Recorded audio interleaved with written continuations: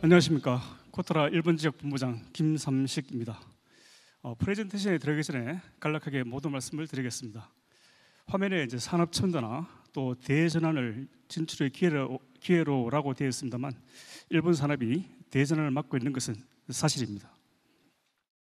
경제와 그 사회 각 부문의 디지털화 또 탈탄소화가 진행되고 있습니다. 그리고 반도체, 2차 전지 등 주요한 산업에는 정부가 이제 보조금을 지원하는 등 생산을 강화하고 있고 미래 모빌리티 개발에도 힘을 쏟고 있습니다. 우리 기업들은 이러한 일본의 그 대전환기에서 비즈니스 기회를 찾으셔야겠습니다. 오늘 제가 말씀드릴 2025 일본 진출 전략은 이런 관점에서 들어주시기 바랍니다. 마침 내년은 한일 국교 정상화 60주년이 되는 해입니다. 60주년을 맞아 저희 코토라도 다양한 협력 사업을 준비하고 있습니다. 앞으로도 한국과 일본이 무역 산업 분야에서 교류하고 협력해서 불확실성이 커지는 글로벌 경제에서 윈윈 할 수 있기를 기대합니다. 순서는 2025년 일본 시장 전망과 전략적 가치, 급변하는 시장 환경 변화 양상, 2025년 기회 요인, 유망 분야, 그리고 진출 전략 순입니다.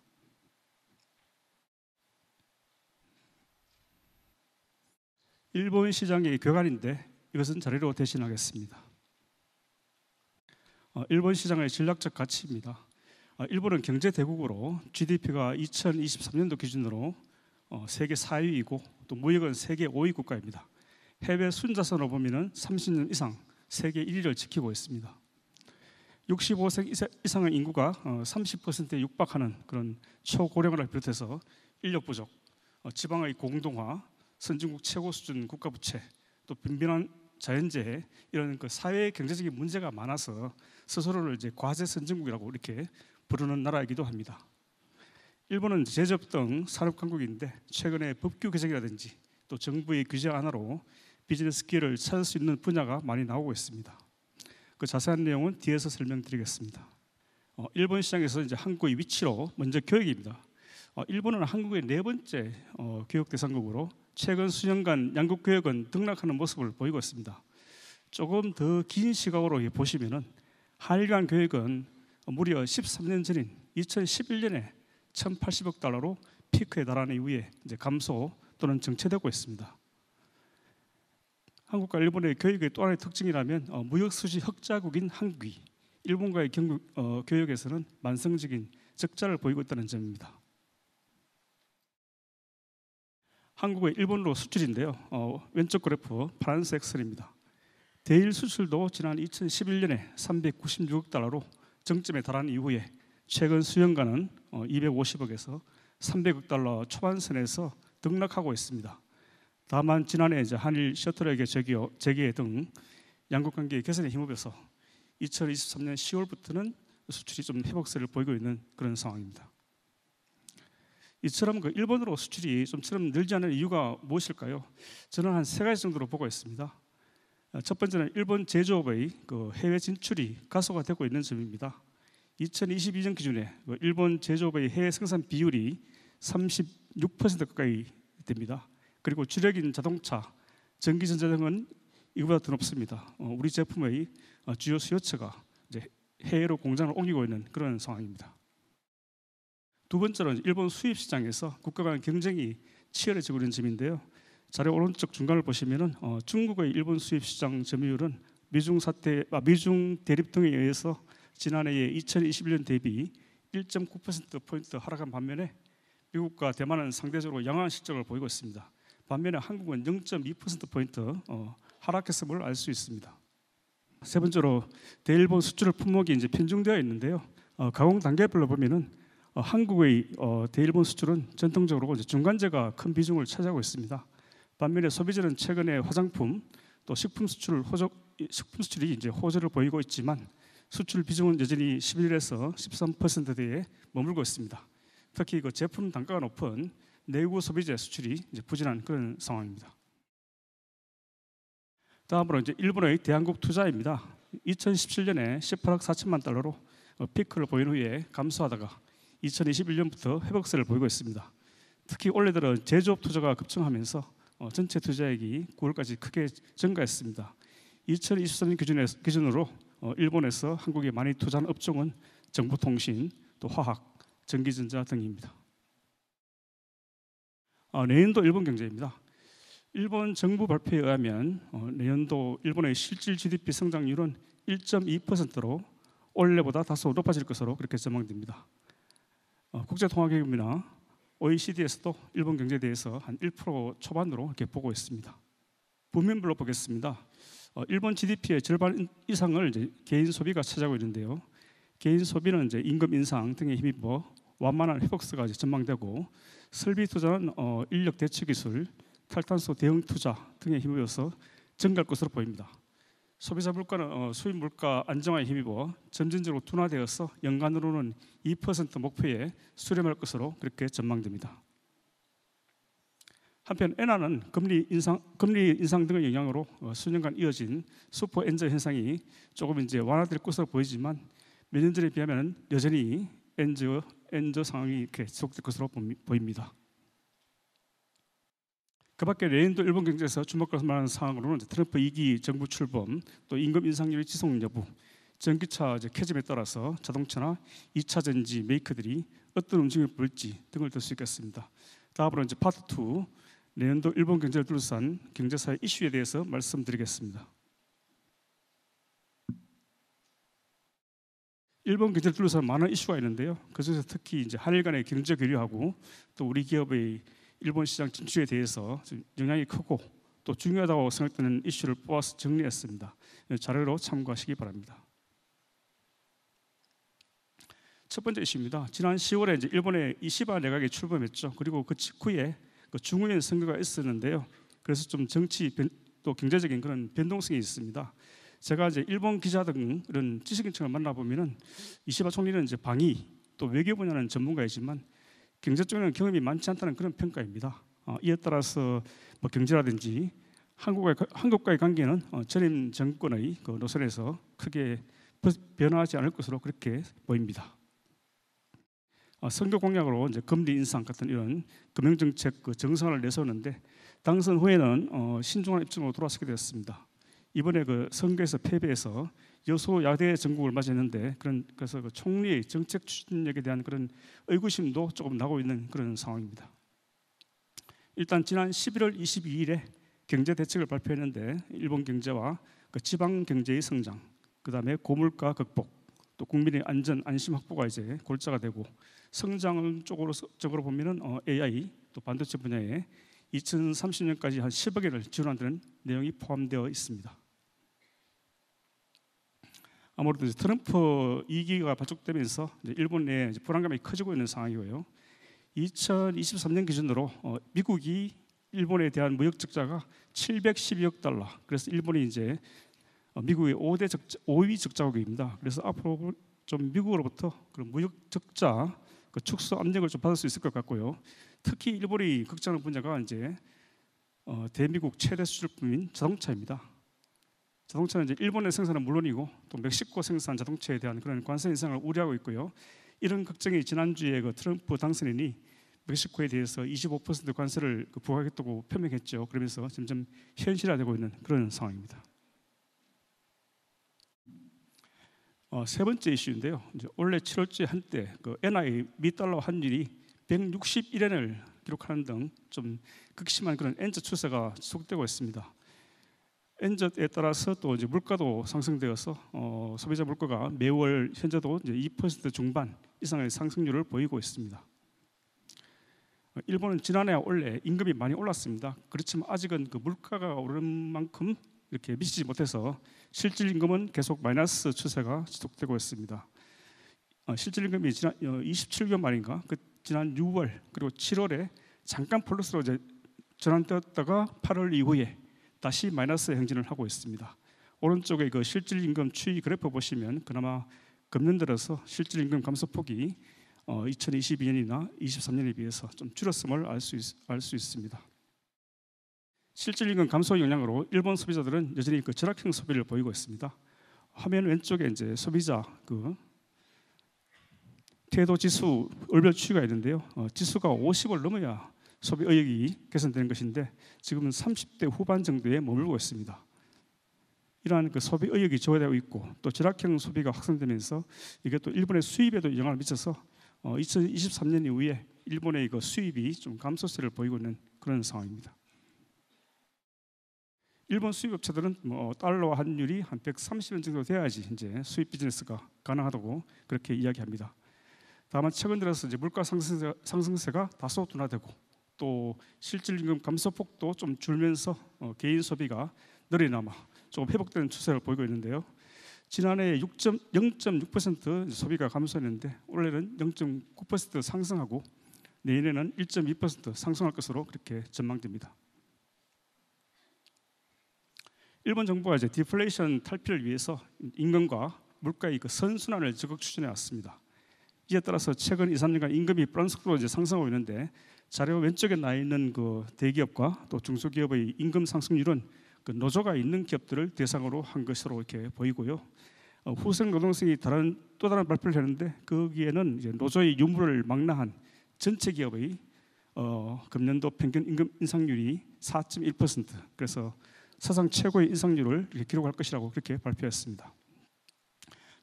대기업은 한 4.8%, 300명 미만의 중소기업은 3.7% 임금이 올라간 것으로 나타났고요. 이런 최근의 그 높은 임금 인상의 그 배경으로는 일본 정부의 정책도 있지만 또 인력이 부족한 상황에서 그 기업들이 서로 이제 그 인재 확보 경쟁에 나서고 있습니다. 또 그동안 그 일본의 임금 수준이 아무래도 다른 선진국에 비해서 낮았다는 인식 이런 것 때문으로 보입니다. 이제 요즘 그 일본 경제하고 또 일본 시장을 얘기하면서 이제 인바운드가 이제 외국인 여행객을 이야기하는 건데요. 이 이야기를 빼놓을 수는 없을 것 같습니다.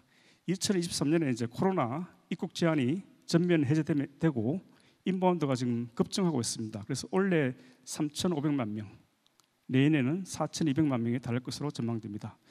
이 외국인 여행객이 일본에서 지출하는 그 소비액이 올해는 8조 엔, 내년은 8.5조 엔으로 전망되는데 이것은 일본 GDP의 한 1.4%를 넘어서는 그런 금액입니다. 오른쪽 그래프를 보시면 인바운드 소비액 중에서 이제 상품 구매가 나와 있는데요. 상품 구매가 한 30% 정도 되니까 금액으로는 2.6조 엔 정도로 보시면 되겠습니다. 제가 이 인바운드에 대해서 왜 이렇게 강조를 하냐면요. 그 일본의 실질 임금이 감소하면서 소비자들이 소비를 줄이거나 절약형으로 돌아서고 있다고 말씀드렸습니다. 반면에 외국인 여행자들은 지금 NJ 혜택을 누리면서 왕성한 소비를 자랑하고 또 구매 단가도 높아지고 있습니다. 그러니까 일본인의 소비가 부진한 가운데 인바운드 소비는 이제 일본 경제를 떠받치는 그런 돌파구라고 할 수 있겠습니다.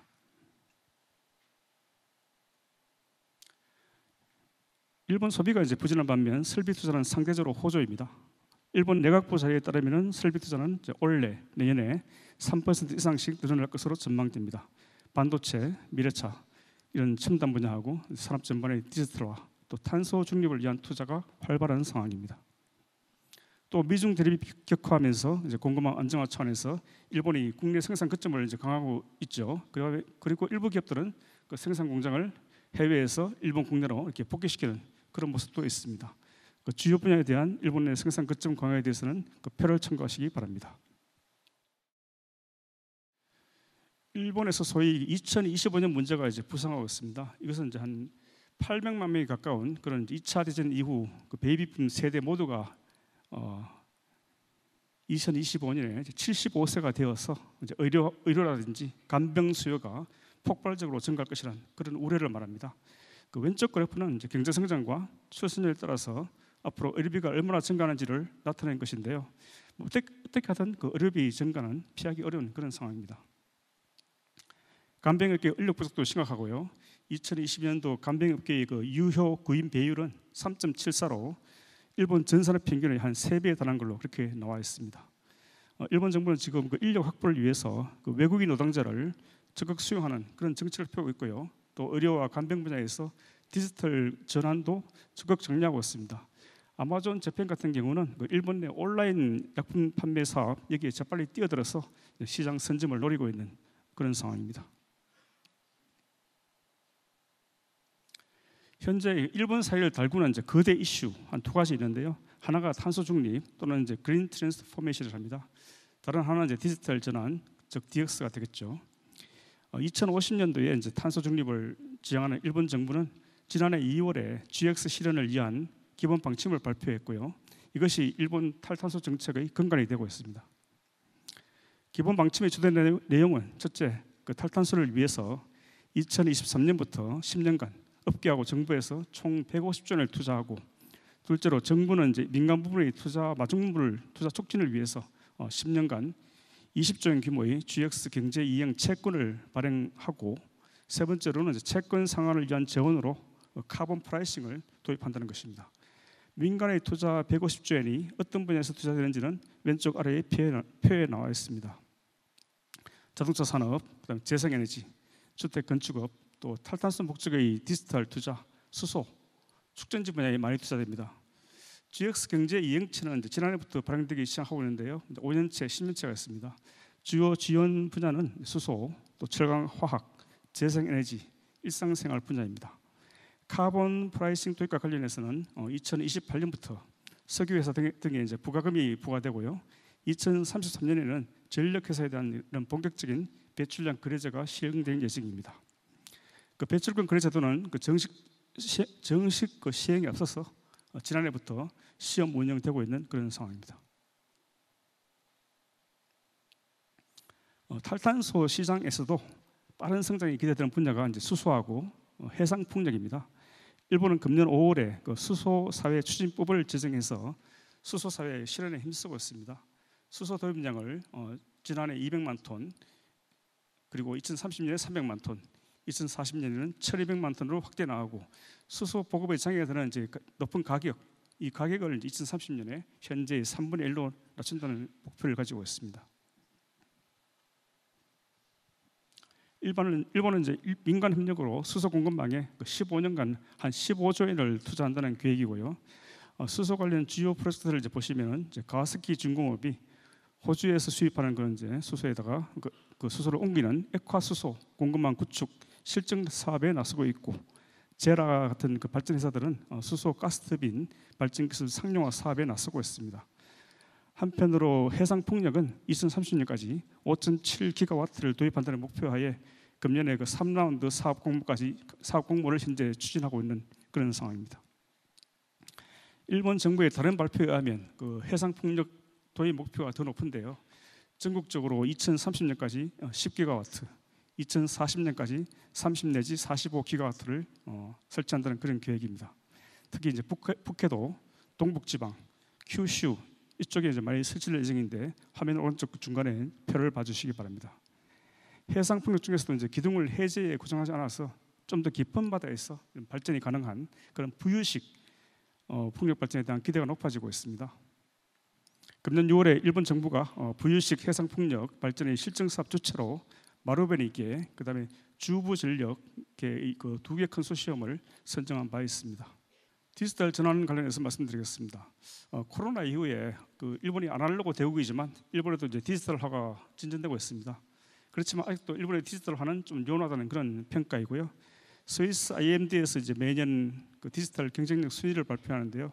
금년도 순위를 보면은 일본이 세계 67개국 중에서 31위를 기록했는데, 지난 수년간 계속 하락하다가 금년에 겨우 이제 한 계단 올라선 그런 상황입니다.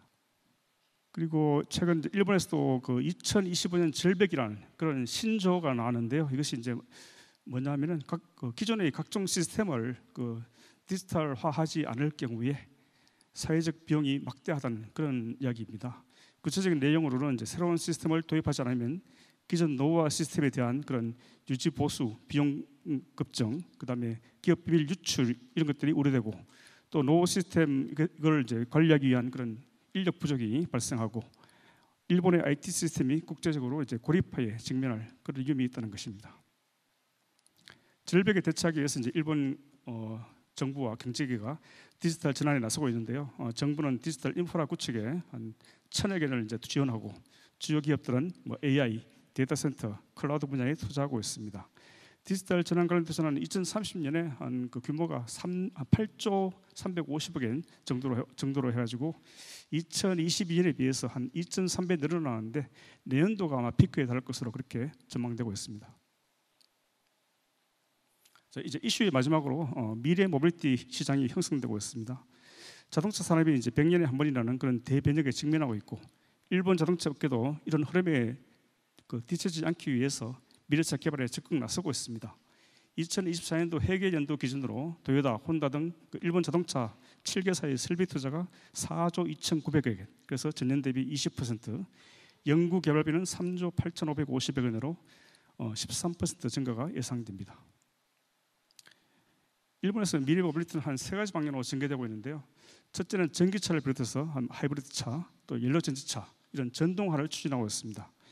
2035년까지 이제 전동차 신차 판매에서 전동차 100%를 달성하는 그런 목표이고요. 최근에 세계적으로 이제 전기차 캐점으로 일본에서도 전기차 판매가 주춤하고 있는 그런 상황인데요.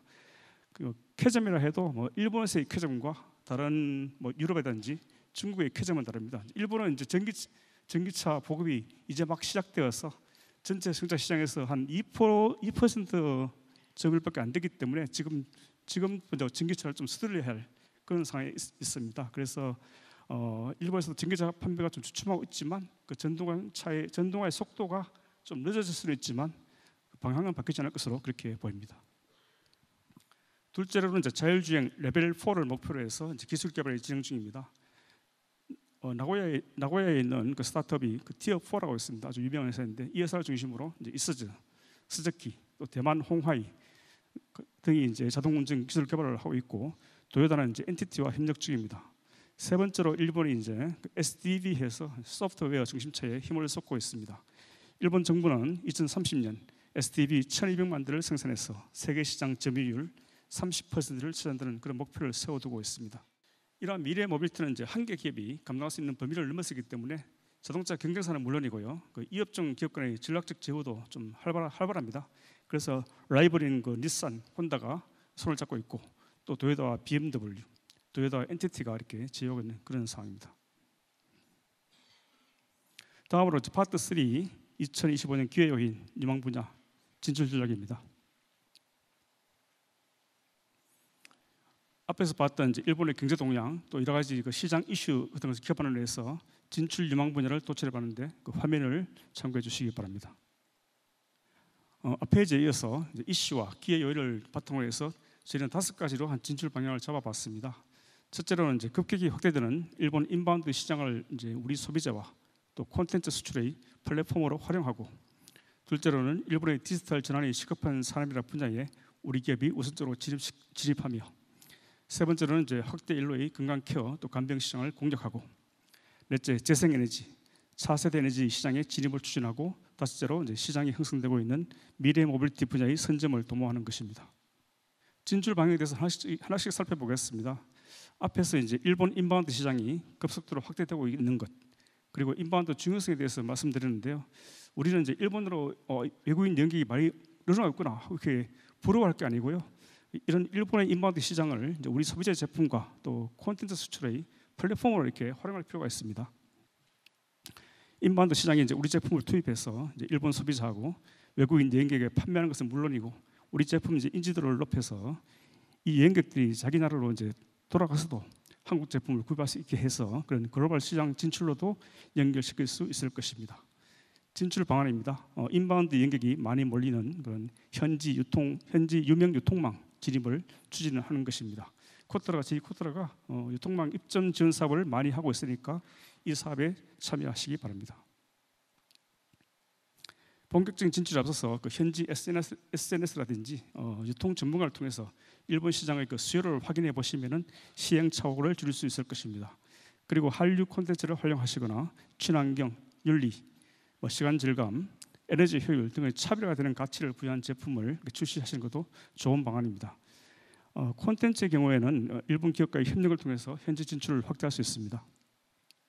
예를 들어 이제 한국 기업 IP가 있지 않습니까? IP에다가 일본 기업들이 캐릭터를 잘 만듭니다. 그래서 일본 기업의 그 캐릭터 디자인 능력을 결합해서 이것을 제품화하고 이 제품을 이제 일본 인바운드 시장이라든지 글로벌 시장에 출시하는 것입니다. 유망 분야입니다. 최근 2년 연속 이제 일본 수입 시장에서 1위를 차지한 화장품이 가장 대표적이고요. 또 건강지향식품, 그다음에 음료, MZ 세대를 겨냥한 패션 제품, 또 프리미엄 인테리어 제품 등을 들 수 있겠습니다. 아이디어 가전 제품이라든지 미용 가전도 유망합니다. 그리고 앞에서 말씀드린 그 한국 한일 기업 간 콘텐츠 공동 개발도 유망한 분야니까 좀 신경 써주시기 바랍니다. 일본의 그 디지털 전환 관련 투자가 이제 확대되는 가운데 특히 투자가 많이 되는 분야로 교통, 운수, 물류, 제조, 지자체 사업들이 있습니다. 구체적인 투자 그 예상액은 화면의 상단을 보시기 바랍니다. 진출 방안입니다. IT 시스템은 일반적으로 그 현지 실적이 요구되고 또 유지 보수가 되어야 하기 때문에 믿을 만한 현지 파트너 확보가 중요합니다. 본격적인 마케팅을 위해서는 이제 현지의 거점을 설립하는 것이 이제 유리하고요. J코트라는 이제 도쿄 시내에 우리 IT 기업이 입주가 가능한 IT 지원 센터를 운영하고 있으니까 이 부분을 좀 활용하시기 바랍니다. 또 현지에서 개최되는 그 전문 전시회 통해서 유력 바이어와 그 네트워크를 구축하는 것은 아주 기본적인 면에서도 유용한 방안입니다. 스타트업 같은 경우에는 그 일본 대기업의 오픈 이노베이션에 많이 참가하시기 바랍니다. 유망 분야가 이제 품목이고요. 물류 운수 분야에서는 이제 배차, 배송 루트 최적화 솔루션, 또 뭐 화물 적재 관리 솔루션 같은 이런 이제 물류 효율화 솔루션이 이제 유망하고요. 뭐 스마트 창고 그런 창고 관리 시스템, 그런 클라우드 기반의 그런 재고 관리 시스템, 뭐 운배송 로봇 시스템에 대한 수요도 증가하고 있습니다. 제조 분야에서는 자동화 제어 장비, 또 공정 최적화 솔루션, 디지털 트윈 시스템 같은 것이 유망하고요. 한국의 제조 공정이 세계에서 자동화율이 가장 높은 것으로 알고 있습니다. 이 한국의 제조 공정에다가 AI 기술을 이제 접목한 그런 솔루션을 이제 개발해서 출시한다면 금상첨화할 것입니다. 일본의 지방은 도시에 비해서 더 많은 문제에 직면했습니다. 인구 감소에 따라 이제 지방이 소멸되고 있고요. 공공교통망 붕괴, 또 병원, 슈퍼, 학교가 없어지고 있습니다. 이러한 문제들을 이제 디지털 기술로 해결해 보고자 많은 지자체에서 DX 실증 사업을 하고 있습니다. 우리 기업들이 이제 이러한 실증 사업에 참여를 함으로써 현재에서 레퍼런스를 확보하고 이걸 앞으로 차후에 더 큰 비즈니스로 이렇게 연결하실 수 있을 것입니다. 도쿄 IT 지원센터에서 일본의 28개 지자체를 대상으로 우리 기업의 실증 사업 그 참가를 지원하고 있으니까 활용하시기 바랍니다. 유망한 분야로는 이제 스마트 행정 서비스 등 그 업무 효율화 솔루션이라든지 그 지역 과제 해결 솔루션 이런 걸 들 수 있습니다. 최근 그 인력 부족 때문에 각종 인프라를 이렇게 점검하고 검사하는 그걸 이제 사람이 하기 힘들기 때문에 이것들을 이제 뭐 센서라든지 드론, 또 빅데이터, AI 등으로 이렇게 점검하는 그런 시스템도 유망하다고 생각합니다. 왼쪽 아래편에 이제 우리 기업들이 일본 지자체 실증 사업에 그 참가한 사례 2건을 소개했으니까 참고하시기 바랍니다. 기타 DX 관련 유망 분야로는 이제 핀테크, 에듀테크, 또 AI 활용 시스템 같은 것을 들 수 있겠습니다. 일본이 이제 고령화 사료, 초고령화 사료를 간다고 했는데요. 아무래도 이제 건강 케어하고 간병 분야는 유망한 시장이 되겠죠.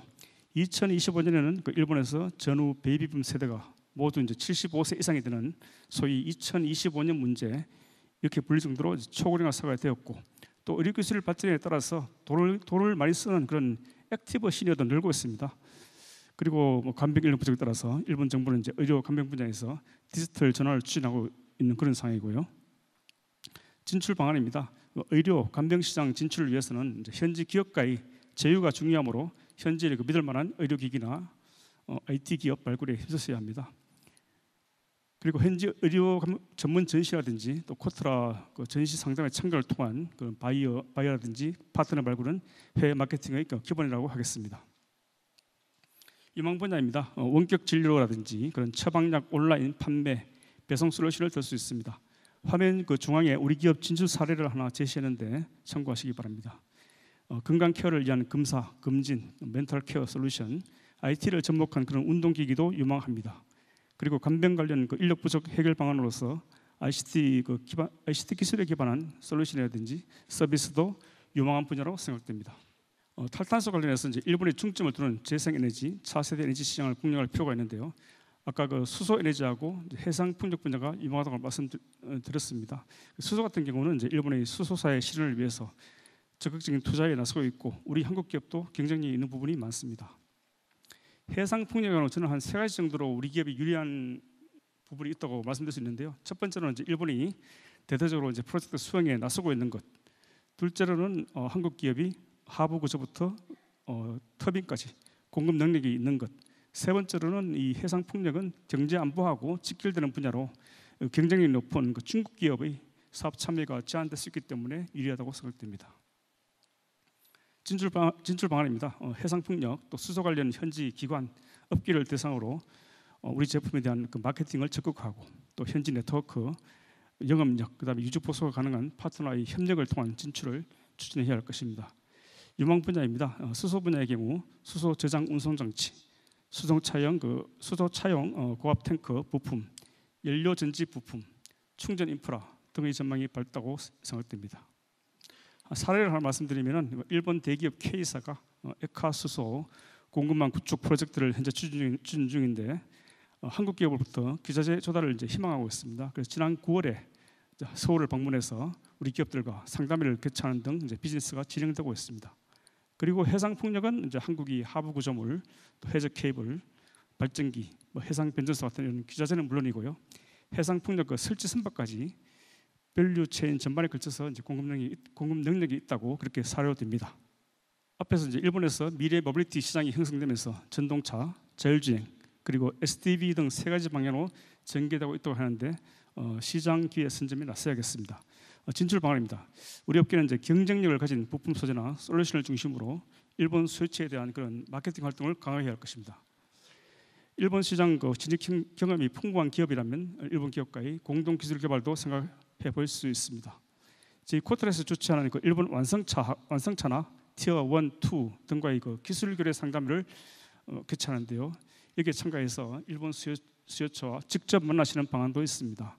그리고 일본에 있는 그 글로벌 파트너링 센터 입주를 통해서 현지 거점을 확보할 수 있는데요. 일본에는 그 나고야, 오사카, 도쿄에 GP 센터가 있습니다. 유망 분야 품목입니다. 전기차, 하이브리드 차 등 전동차 관련 소재 부품을 들 수 있고요. 배터리 쪽에서 최근에 그 일본 기업들 만나보면은 우리 그 화재 방지 시스템 여기에 대한 그 관심이 높습니다. 자율주행이라든지 SDV와 관련된 기자재나 솔루션은 아주 광범위한데 자료의 오른쪽을 참조해 주시기 바랍니다. 그리고 자동차 이제 통신 인포테인먼트 시스템, 또 전기차 충전 시스템, V2H 시스템, 사용 후 배터리 재활용 기술이나 제품 등도 유망한 분야라고 할 수 있습니다. 이상으로 제 발표를 마치겠습니다. 내년 2025년 그 한일 국교 정상화 맞아서 한일 간에 여러 가지 이제 좀 이런 프로젝트가 많이 진행되고 있는데 내년에도 저희 일본 지역 무역관을 많이 활용해 주시기 바랍니다. 경청해 주셔서 감사합니다.